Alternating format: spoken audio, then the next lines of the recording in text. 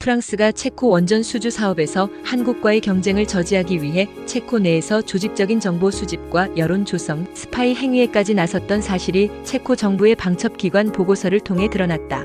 이번 사건은 향후 프랑스와 체코 간 외교 갈등으로 번질 가능성이 높다는 분석이다. 체코 탐사보도 전문 시사잡지 레스펙트는 유출, 소송, 로비스트, BIS 비밀 보고서, 프랑스가 두코바니를 막으려다 실패한 사연에서 프랑스가 체코 두코바니 원전 수주 사업에서 한국 수력 원자력을 견제하기 위해 벌인 다양한 비공식 활동이 체코 방첩기관인 BIS의 보고서로 확인됐다고 보도했다. 보도에 따르면 프랑스는 자국 원전기업 EDF의 탈락을 막기 위해 체코 내 전현직 관료, 원자력 전문가, 로비스트 등 15명을 동원해 한국 측 제안에 의문을 제기하는 여론을 조성했다. 이들은 중립적 입장을 가장했으나 실제로는 프랑스 측 입장을 대변하며 언론 및 정책 결정 과정에 개입한 것으로 알려졌다. 또한 프랑스는 체코 정부 내부의 문서 전달 과정과 내용을 사전에 파악한 정황도 포착됐다. 레스펙트는 체코와 프랑스 정부 간의 공식 서한이 교환되기 전 프랑스가 해당 내용을 먼저 입수한 것으로 보인다며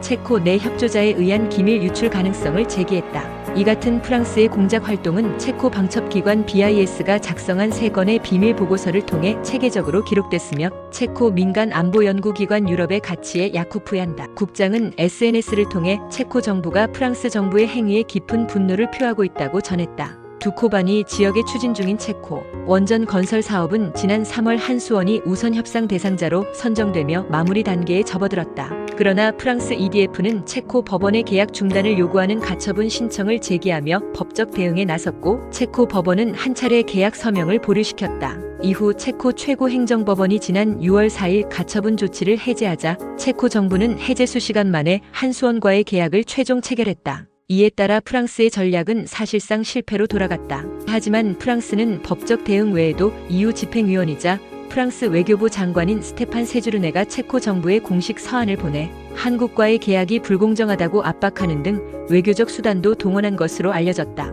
이번 사건은 단순한 원전 계약 문제를 넘어 프랑스의 유럽 내 조직적 정보 활동 실태를 드러낸 사례로 평가된다. 레스펙트는 프랑스가 방위산업, 우주항공, 첨단 기술 등 다양한 분야에서 한국과의 경쟁이 격화되는 가운데 비슷한 방식의 로비와 정보 수집 활동을 지속적으로 펼쳐왔다는 정황도 언급했다. 특히 한국과 프랑스는 체코 원전 수주전 외에도 폴란드 캐나다 잠수함 사업, 인도네시아 전투기 사업 등 전략 산업 분야에서 직간접 경쟁을 벌이고 있어 이번 사건은 양국 간 산업 외교 및 정보전의 긴장을 더욱 고조시킬 수 있다는 우려가 제기된다. 체코 정부는 아직 공식 외교 대응을 발표하지 않았으나 BIS 보고서가 외교 문서로 전환될 경우 프랑스 정부와의 갈등이 본격화될 가능성도 제기되고 있다. 이번 사안을 두고 유럽 내에서 정치적 로비와 산업 간첩 논란이 확산될 조짐도 보이고 있다.